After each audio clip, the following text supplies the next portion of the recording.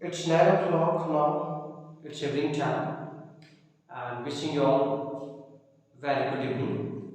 Thinking that the examination of 10th class is at hand, I am making this video.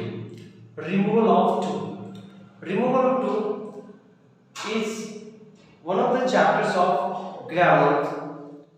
Removal of too से matric examination में English के paper में 2 marks का question पूछा जाता है। इसीलिए I thought I must make a video on this chapter so that the students who are going to appear at the examination may not have any type of problem. Removal of too को समझने से पहले आप इसको समझिए कि removal of to का मतलब क्या होगा। रिमूव से बना है रिमूवल, ये रिमूव से बना है रिमूवल। रिमूव का मतलब होता है हटाना एंड टू का मतलब टू को। रिमूव ऑफ टू यानी टू को हटाना। बट आप वो तो काम करेंगे, लेकिन वे काम करने से पहले आपको समझना पड़ेगा कि टू का मतलब क्या होता है। टू का मतलब, इस टू का मतलब टी डबल ओ, इस टू का मतलब होता है बहुत ज्यादा, बहुत ज्यादा।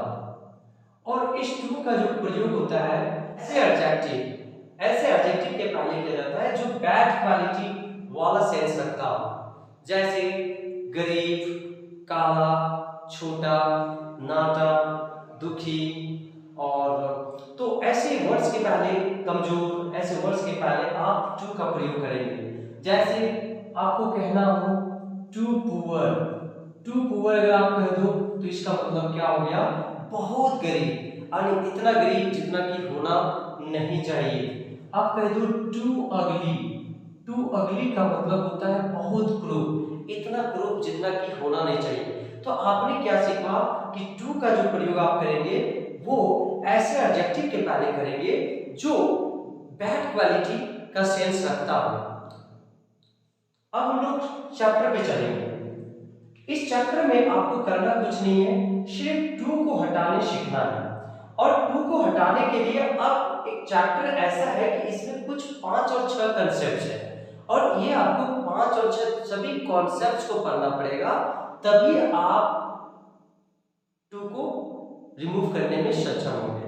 क्योंकि अगर मैं आपको एक कॉन्सेप्ट पढ़ाऊं तो हो सकता है कि अगर उस कॉन्सेप्ट से ना पूछे और दूसरा कॉन्सेप्ट से पूछ दे तो फिर आपको दिक्कत हो जाएगी। तो मैं कोशिश करूंगा सभी कॉन्सेप्ट को समझाने का बारी बारी से। अगर इस वीडियो में अगर संभव ना हो पाए सभी कॉन्सेप्ट, तो इसके लिए मैं दूसरा वीडियो भी बहुत जल्द आपके सामने लाऊंगा। लेकिन तब तक आप पहले वीडियो को देखें और समझने का कोशिश करें जितना हो सके। सबसे पहले कॉन्सेप्ट नंबर 1 की मैं बात करूंगा। कॉन्सेप्ट नंबर 1 में मैं पहले स्ट्रक्चर को जो सेलेक्ट किया है वो है subject plus helping verb plus two plus adjective plus two plus viewer plus object. अब आप कहते होंगे कि ये क्या है, तो ये वो स्ट्रक्चर है जिसके आधार पे आपका सेंटेंसेस यानी क्वेश्चन यानी प्रश्न पूछेगा।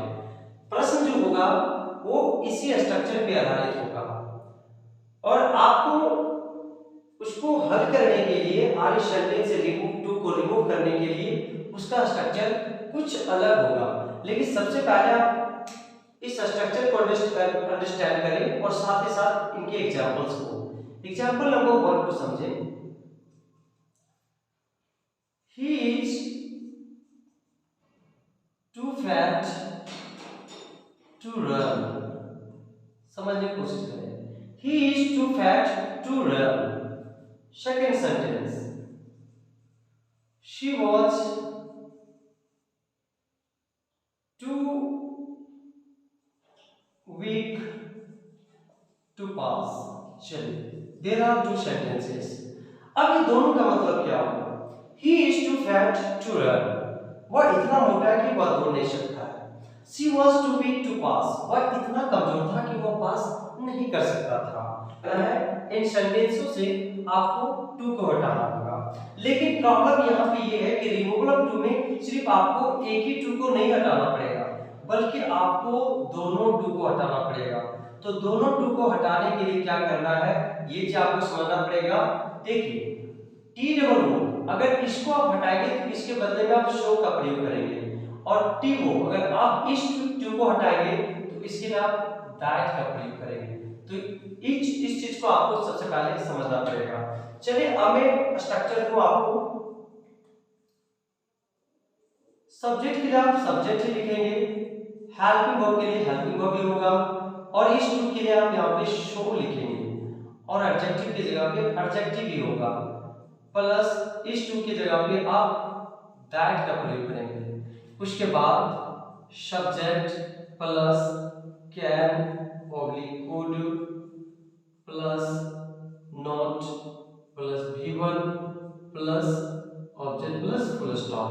तो ये जो स्ट्रक्चर है, on the basis of this structure you will remove too from the sentences. आप इस स्ट्रक्चर के आधार पे सेंटेंस से टू को आप हटाएंगे, और जब आप टू को हटाएंगे और दूसरा वर्ड को यूज करेंगे तो भले सेंटेंस चेंज हो जाएगा लेकिन मीनिंग दोनों का एक ही होगा, दोनों का सेम मीनिंग निकलेगा। चलिए तो शुरुआत करते हैं। Question number 1, he is too fat to run. अब इसको हम लोग सॉल्व कर रहे हैं। ही के लिए आप यहाँ पे ही लिखेंगे, इज के लिए आप इज लिखेंगे, और इस टू के लिए मैंने आपको बताया था कि शो होता है, और स्ट्रक्चर में भी मैंने आपको दिया है शो। ही इज सो, और इस एडजेक्टिव की जगह पे एडजेक्टिव क्या हमारा fat. He is so fat, he is so fat, और दैट, ये दैट किस लिए, ये टी ओ के लिए दैट आया। आप यहाँ पे भी आप देख सकते हैं टू के लिए मैंने आपको दैट बताया है, that he is so fat that. Subject क्या हमारा ही है, ही। अब सेंटेंस क्या है, प्रेजेंट टेंस में, इसलिए कैन को हम लोग यहाँ पे यूज करेंगे। अगर सेंटेंस पास्ट में होता, अगर यहाँ वाज होता तो फिर यहाँ पे आप कुड का प्रयोग करते हैं। ध्यान दें, ही is so fat that he can, उसके बाद क्या है नॉट, ही कैन नॉट, और V1 क्या हमारा रन, तो यहाँ पे रन होगा। अब मीनिंग को आप समझने की कोशिश कीजिए, try to make out the meaning of the both sentences. He is too fat to run, he is so fat that he can not run. इसका मतलब हुआ कि वह इतना मोटा है कि वह दौड़ नहीं सकता है, वह इतना मोटा है कि वह दौड़ नहीं सकता है। सेकंड सेंटेंस को ध्यान दें, she was too big to pass. Subject क्या हमारा शी, और यहाँ पे हेल्पिंग वर्ब क्या वाज। अब इस टू के लिए हम क्या करेंगे, शो का प्रयोग करेंगे, और एडजेक्टिव क्या हमारा वीक, और उसके बाद क्या है ये टू, और इस टू के लिए हम लोग क्या करेंगे दैट का प्रयोग करेंगे। He was so weak that, और सब्जेक्ट क्या है हमारा सी ही है, तो सी लिखेंगे, और कैन या कुड, तो मैंने आपको क्या बताया, व्हाट आई टोल्ड यू कि पास्ट में सेंटेंस है तो कुड का प्रयोग करना है। तो here you will write could, see could, after that not, then after V1 क्या आपका, V1 है पास, तो आप यहाँ पे पास लिखेंगे, और इसमें ऑब्जेक्ट नहीं है तो नो ऑब्जेक्ट। अब देखिए, she was too weak to pass, she was so weak that she could not pass। वह इतनी कमजोर थी कि वह पास नहीं कर सकती थी। तो ये कॉन्सेप्ट नंबर 1 है। अब मैं बात करूंगा कॉन्सेप्ट नंबर 2 का। कॉन्सेप्ट नंबर 2 का जो स्ट्रक्चर होगा वो यही स्ट्रक्चर होगा, ध्यान दीजिएगा। Subject plus helping verb plus two plus adjective plus two plus V1 plus object. ध्यान दें दोनों स्ट्रक्चर सेम है। स्ट्रक्चर यानी प्रश्न का जो स्ट्रक्चर है ये वाला और ये वाला दोनों सेम है, लेकिन यहाँ पे सेम तो स्ट्रक्चर है लेकिन सेंटेंसेस जो होगा प्रश्न वाला वो तो कुछ अलग ही हो जाएगा। अलग क्या हो जाएगा, बोर्ड पे ध्यान दें। First example,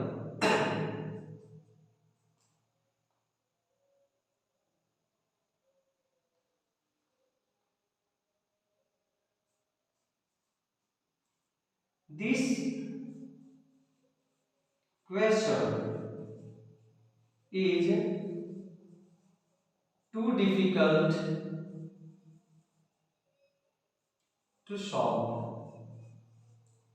This question is too difficult to solve। यह प्रश्न इतना कठिन है कि इसे हल नहीं किया जा सकता है या तो कोई इसे हल नहीं कर सकता है। मीनिंग को हम लोग बाद में समझेंगे, सबसे पहले आप क्वेश्चंस को देखिए।